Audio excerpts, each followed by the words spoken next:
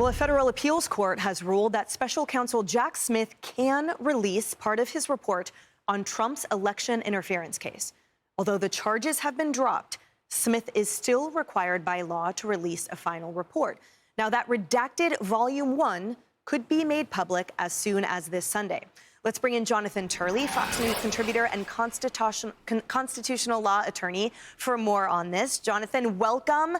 All right, what say you about this? Judge Eileen Cannon in the beginning said, look, it's irreversible error if we let this go public, and now appeals court says, well, you can release it anyway. What's going to happen?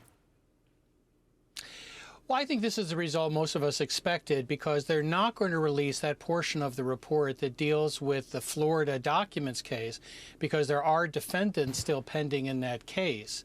But this is, unfortunately, the outcome of a really ill-considered special counsel investigation. I mean, Jack Smith is the ultimate parade general. He did a lot of parading and never saw the inside of a trial on these cases. And the problem that I have with that is that I think that these cases were fundamentally flawed, particularly the case that is going to be the subject of this release.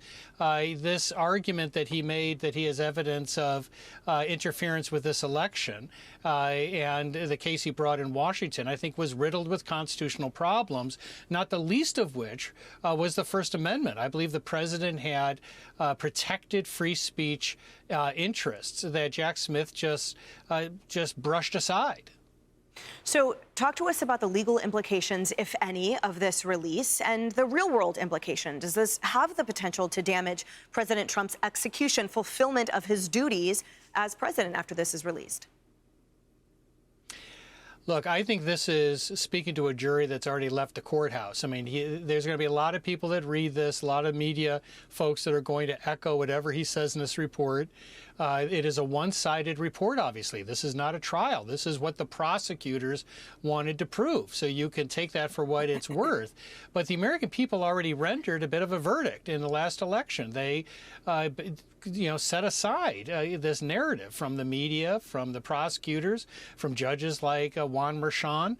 They turned their back on all of that and said that they believed a lot of this was indeed lawfare. Now, keep in mind that what's good for the goose is good for the gander. So there's another torpedo in the water, right, if I mix my metaphors enough. And that is, we're expecting the report on Hunter Biden, which is also going to be released. So much to come, Jonathan Turley, and we're so grateful for your analysis for all of it as it all develops. More Outnumbered in just a moment. Hey everyone, I'm Emily Campagno. Catch me and my co-hosts Harris Faulkner and Kaylee McEnany on Outnumbered every weekday at 12 p.m. Eastern, or set your DVR. Also, don't forget to subscribe to the Fox News YouTube page for daily highlights.